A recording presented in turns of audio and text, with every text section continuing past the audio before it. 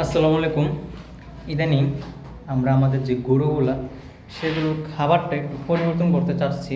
কারণ হচ্ছে আমাদের এই যে সারটা এর মনে করেন একে যেহেতু এখন বিক্রি করবো না, এর তেমন বেশি খাবারেরও প্রয়োজন নাই, ঘাস ফেনা দিতেলেই চলে।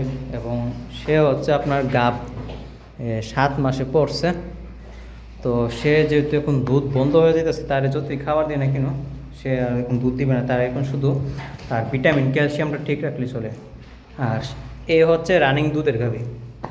তো আগে আমরা কি করতাম, রানিং দুধের যে গরুগুলা, সে গরুগুলাকে আমাদের যে একটা জগ আছে, এই জগে 2 জগ ফিট, 2 জগ ভুসি এবং 1 জগ এই যে ভুট্টার যে গুঁড়াটা সেটা দিতাম একটা গাভীকে একবেলা।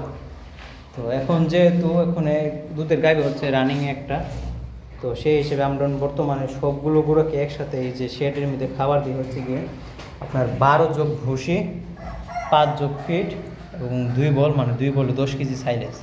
তো সেই হিসাবে আমি দেখতেছি মানে যতটুকু খাবার দিতেছি সেই খাবার অনুযায়ী গরুগুলা হয়তো এই গরুগুলার খাবার বেশি হইতেছে, আবার ওই গাভীটার খাবার হইতেছে কম, মানে উল্টাপাল্টা হয়ে যেতেছে।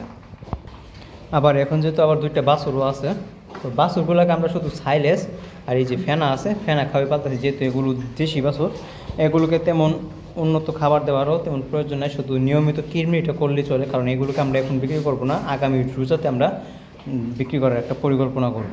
তো সেই হিসাবে এখন যেহেতু দেশি গরু, শুধু ফেনা আর সাইলেজ আছে, সাইলেজ খাওয়ালেই মোটামুটি অনেকটা ভালো আগে যাবে। তো আরেক হিসাবে আমরা এই যে নতুন গাভীটাকে, মানে যেটা রানিং দুধ আছে, সকালে তো একসাথে সবগুলা গরুকে খাবার খাওয়াইছে, এখন আবার আলাদা করে বিষ দিয়েছি। এখানে 1 জগ বসি আর 2টা ফিট দিয়ে দিয়েছি যাতে দুধটা ঠিক থাকে, তাও তার খাবারটা হইতেছে কম। তো এখন ভাবতেছি এই 2টাকে আর খাবার তেমন দেবো না, মানে দুধের যে খাবারটা বেশিরভাগ দিব ওই গাভীটাকে। তো এই হচ্ছে আমাদের খামারের অবস্থা। তো সকলে ভালো থাকবেন, আমার জন্য দোয়া করবেন, আমার খামারের জন্য দোয়া করবেন। আল্লাহ হাফেজ, আসসালামু আলাইকুম।